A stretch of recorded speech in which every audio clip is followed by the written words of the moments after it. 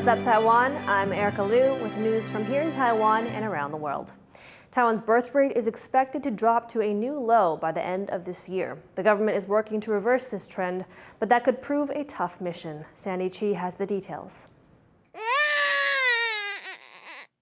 A moment of pure joy as a family welcomes a newborn into the world. But in Taiwan, moments like this are becoming less common, as the country is experiencing a steep drop in fertility rates. It's expected that around 130,000 babies will be born in Taiwan by the end of this year. That would be the fewest births on record for the country. It's part of a nearly decade-long downward trend. According to the Interior Ministry, 214,000 babies were born in 2015. By last year, that number had dropped to less than 140,000. The rapidly falling birth rate has worried officials and has the potential to cause serious economic problems. Not only would it mean fewer young people joining the workforce, it would also exacerbate Taiwan's aging population, increasing healthcare costs and dependency. To try to boost the country's fertility rate, the government has been rolling out incentives to encourage people to have more children. These initiatives have received mixed reactions from the public. 当然补助会有补贴一点，不过教育费其实说实在的才是花费最高的。收入也好，或者是有爸妈或者是家人的帮忙带才比较可能。 But experts say this has not been enough.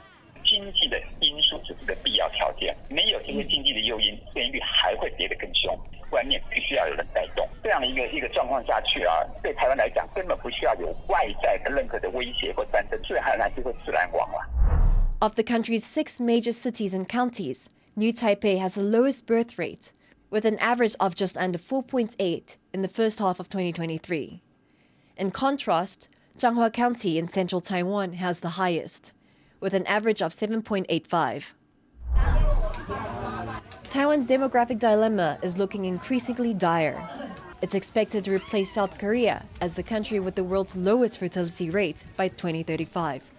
And though the government is trying hard to reverse the trend, it may soon need to face the reality of a rapidly aging society and the challenges that it will bring. Howard Zhang and Sandy Chi for TaiwanPlus. Taiwan reopened its borders to people from Hong Kong earlier this year, but many people who have moved here from the city say they're having trouble putting down roots. Bryn Thomas has the story.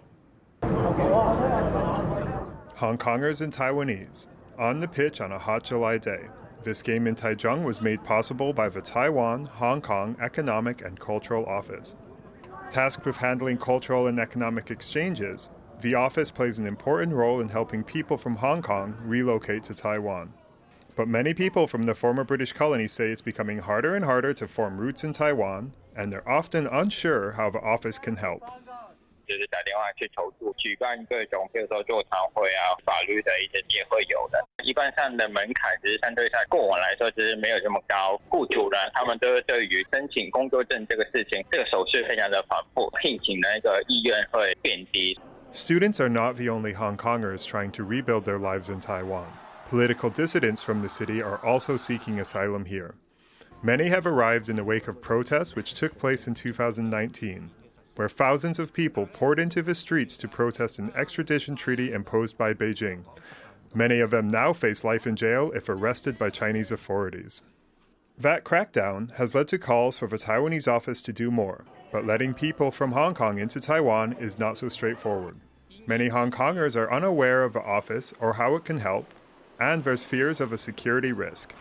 香港人不知道，那往外跑的人，他在这1年期间困难的一个状态，各种跑来台湾的人背景其实并不是很清楚，的确有一些国安的担忧，这个是台湾政府也需要比较谨慎的地方。There are also questions about the office's staffing and resources. After reopening to people from Hong Kong in February, the office staff have been stretched thin. 不同的目的，我们当然会 给予他们不同的这个协助，人力我们永远钱不够了哈，那所以我们结合了很多的社会团体或者是已经定居的人，他们愿意介绍他们的这个生活的经验。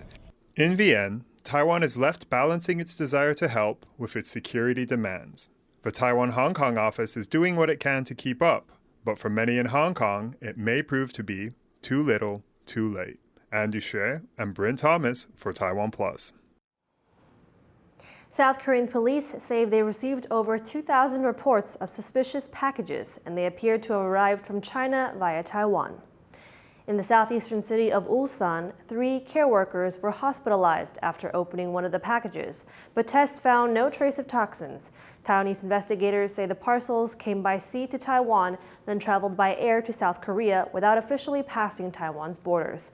South Korean authorities suspect some of the parcels may be from online sellers trying to artificially boost their ratings. They've asked China to take a closer look in the matter. Japan has long been a top destination for Taiwanese tourists, and in the second quarter of this year, they ranked as the highest spending visitors to the country. Between April and June, tourists from Taiwan spent a total of around $1.2 billion in Japan. That put them ahead of visitors from the US, China, and South Korea. Taiwanese people visiting Japan often buy Japanese brands of cosmetics and small electric appliances. In New York City's Central Park, Taiwan takes center stage, or rather, summer stage. Reporter Erika Liu has more.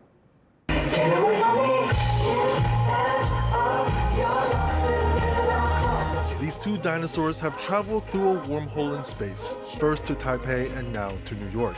They're here to mourn their lost friends and to try and find any remaining dinosaurs. With the masks on, there are Trex and Triceratops, but with the mask off, there are Ding Ding and Skippy of Crispy Band. They're one of 3 acts performing at New York City's Summer Stage, an annual concert series held in Central Park, with a different concert for each day of the summer. And this weekend, it was a turn of Taiwanese waves.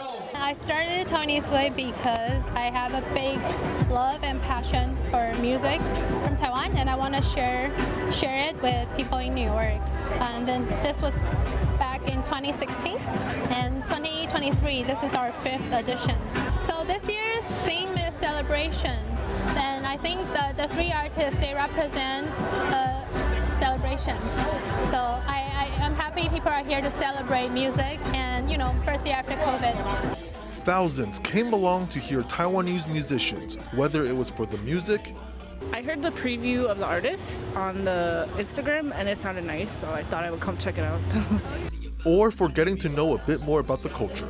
So I came here today because my boyfriend's Taiwanese and we've been just trying to explore his culture more since his parents are from there, and we have an upcoming trip in September, so we're like, okay, do all the Taiwanese things. More than just a celebration following the end of COVID-19 restrictions, the concert was the chance to showcase some of Taiwan's culture, and for Taiwanese people studying abroad to enjoy a taste of home. I'm from Taiwan, and I heard that there's a Taiwanese event, and I really wanted to join here, so I came here to enjoy Wawa. Yeah. I'm from Philadelphia, and I'm also from Taiwan, and I really want, because I love Wawa a lot, so I really want to come here and enjoy. Have a nice day. And have a nice day they did, capping off in the evening with a headline performance from Golden Melody Award winner Huawei.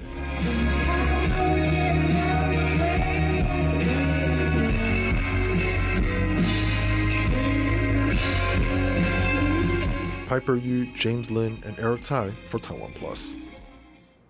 British pop rock group The 1975 have canceled planned performances in Taiwan and Indonesia. The band caused controversy at a music festival in Malaysia over the weekend. Singer Matty Healy criticized the country's anti-LGBTQ laws and kissed his male bandmate on stage. The festival was halted, and the Malaysian government quickly banned the 1975 from playing in the country. The band cited current circumstances as the reason for dropping the dates in Taipei and Jakarta, but didn't explain further. Thank you for watching What's Up Taiwan. Remember to download the TaiwanPlus app for more stories from Taiwan and around the world. Finally today, we leave you with images of giant panda Mei Xiang celebrating her 25th birthday at the National Zoo in Washington, D.C. I'm Erika Liu. Take care and see you next time.